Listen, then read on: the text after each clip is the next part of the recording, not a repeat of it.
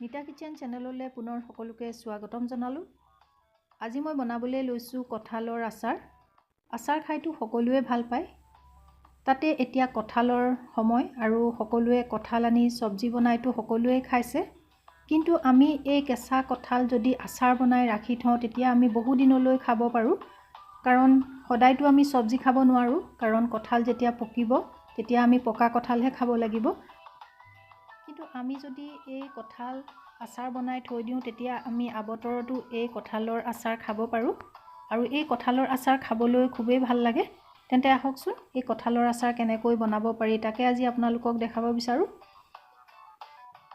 তাৰ বাবে মই এটা কঁঠাল এনেকুৱা সাইজত কাটি লৈছোঁ। বহুত বেছি ডাঙৰ নকৰিব, মিডিয়াম সাইজতে কাটিব। আপোনালোকে যেনেকৈ চব্জি খাবলৈ কাটে তেনেকুৱা সাইজত। আৰু কোমলীয়া কঁঠাল ল'ব আচাৰ বনাওঁতে, তেতিয়া আচাৰখিনি খাবলৈ ভাল হয়। এতিয়া মই এইখিনি ভালকৈ গৰম পানীত বইল কৰি ল'ম। বহুত বেছি দেৰিও বইল কৰিব নালাগে। প্ৰথমে মই ইয়াত 1.5 চামুচ নিমখ দি দিছোঁ আৰু 1 চামুচ হালধি পাউডাৰ দি দিম। আৰু এইখিনি দিয়াৰ পিছত আমি 10 মিনিটমান সময় সিজিবলৈ দিম।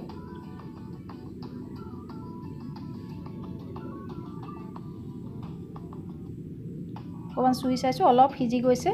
বেছি সিজিবলৈ নিদিব, কাৰণ পিছত এইখিনি যেতিয়া পুৰণা হ'ব ভালকৈ কোমল হৈ যাব। এতিয়া আমি গেছটো অফ কৰি দিম আৰু এইখিনি মই এখন প্লেটত উলিয়াই ল'ম।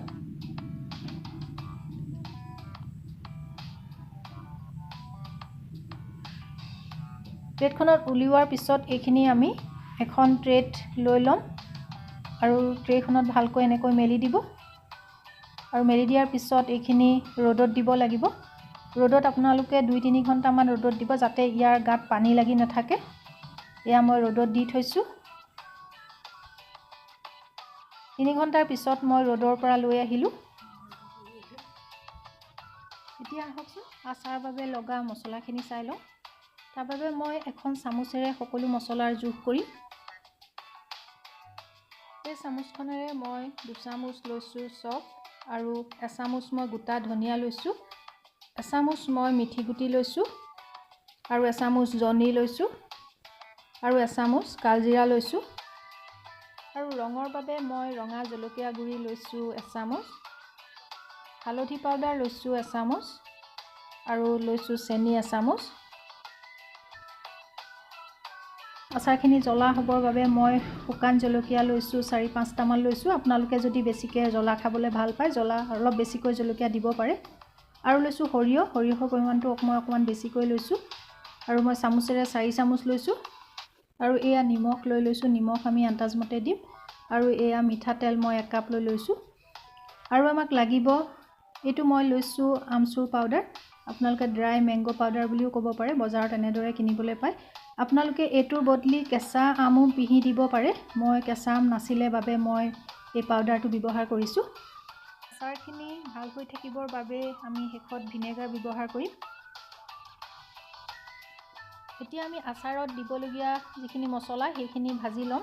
তাৰ বাবে মই মছলাখিনি মিক্স কৰি লৈছোঁ। প্ৰথমতে দিছোঁ চফ, ধনিয়া গুটি, জনি আৰু মিঠি গুটি আৰু তাতে দি দিম শুকান জলকীয়া কেইটা। এতিয়া মই এই মছলাখিনি ভাজি ল'ম আৰু এই মছলাখিনি খুব কম জুইত প্ৰায় 2 মিনিটমান সময় ভাজি ল'ব। আৰু যেতিয়া ধুনীয়া গোন্ধ এটা ওলাব তেতিয়া আমি গেছটো অফ কৰি দিম আৰু এইখিনি ঠাণ্ডা হ'বৰ বাবে আমি অলপ সময় ৰাখি দিম। ঠাণ্ডা হোৱাৰ পিছত মই এটা মিক্সিং জাৰ লৈ লৈছোঁ আৰু এইখিনি তাতে দি দিছোঁ।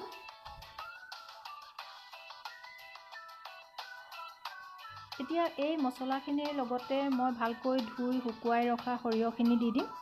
সৰিয়হখিনি আচলতে ভাজিব নালাগে, এইখিনি দি দিম আৰু একেলগে এইখিনি আমি গুড়ি কৰি ল'ম।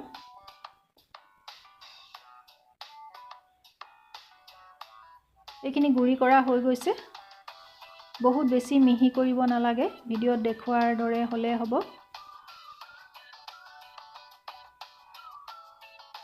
মছলাখিনি ৰেডি হৈ গ'ল। এতিয়া আমি আচাৰখিনি বনাবলৈ আৰম্ভ কৰোঁ। তাৰ বাবে মই এখন কেৰাহী গেছৰ ওপৰত পাতি দিছোঁ। কেৰাহী গৰম হৈ আছে, তাতে মই 1 কাপ মিঠাতেল দি দিছোঁ। মিঠাতেলখিনি গৰম হ'লেই তাত কালজিৰা দি দিছোঁ। কালজিৰাখিনি মই তেলত দিছোঁ কাৰণ ইয়াৰ গোন্ধটো খুব ধুনীয়া হয়। আৰু তাতে এচামুচ চেনি দি দিছোঁ। চেনিখিনি দিয়াৰ পিছত এইখিনি আমি ভালকৈ লৰাই দিম।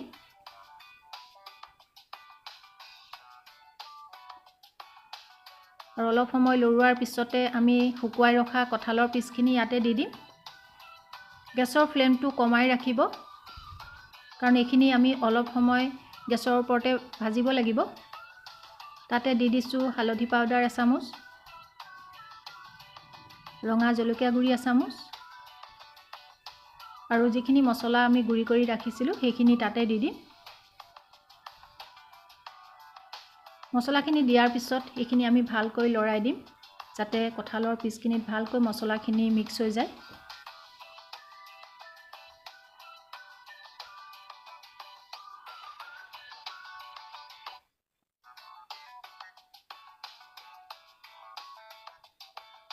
এতিয়া তাতে দি দিছোঁ নিমখ এচামুচ দিছোঁ। নিমখ কাৰণ আমি সিজাওঁতেও ব্যৱহাৰ কৰিছিলোঁ, সেয়ে নিমখ আৰু বেছিকৈ নিদিওঁ।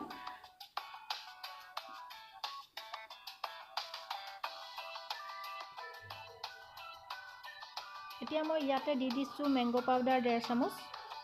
মেংগ' পাউডাৰ দিলে ইয়াৰ টেষ্টটো খুবেই ভাল হয়। আপোনালোকে ইয়াত মেংগ' পাউডাৰৰ বদলি কেঁচা আমো পিহি দিব পাৰে। মই কেঁচা আম নাপালোঁ বাবে মই মেংগ' পাউডাৰ ব্যৱহাৰ কৰিছোঁ। ভালকৈ লৰাই দিছোঁ। এতিয়া আমি গেছটো অফ কৰি দিম।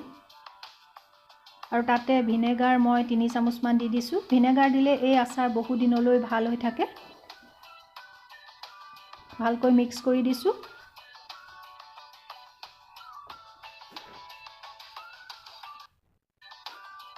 এতিয়া এই আচাৰখিনি ঠাণ্ডা হ'বলৈ দিম। ঠাণ্ডা হোৱাৰ পিছত মই কেৰাহীখনৰ পৰা এটা চিচাৰ বাতিত উলিয়াই পেলাম। আপোনালোকে এই আচাৰ বনোৱাৰ পিছত এসপ্তাহমানলৈ ৰ'দত দি থাকিব, কাৰণ এসপ্তাহমানৰ পিছতহে এই আচাৰ খাব পৰা হয়। তেতিয়া আচাৰখিনি কোমল হয় আৰু মছলাৰ এটা খুব ধুনীয়া গোন্ধ ওলায়। আৰু যিটো বটলত আপোনালোকে আচাৰ থ'ব, সেই বটলটো খুব ভালকৈ ধুই ৰ'দত শুকুৱাই ল'ব, যাতে ইয়াত পানী লাগি নাথাকে। আৰু সদায় শুকান চামুচ ব্যৱহাৰ কৰিব, তেতিয়া আচাৰখিনি কেতিয়াও বেয়া নহয়। আপোনালোকে বহুত দিনলৈ এই আচাৰ খাব পাৰে। ভিডিঅ'টো চাই যদি আপোনালোকে ভাল পালে লাইক আৰু কমেণ্ট কৰিবলৈ নাপাহৰিব। ভিডিঅ'টো চোৱাৰ বাবে আপোনালোকলৈ বহুত বহুত ধন্যবাদ থাকিল। পুনৰ লগ পোৱাৰ প্ৰতিশ্ৰুতিৰে আজিলৈ আহোঁ।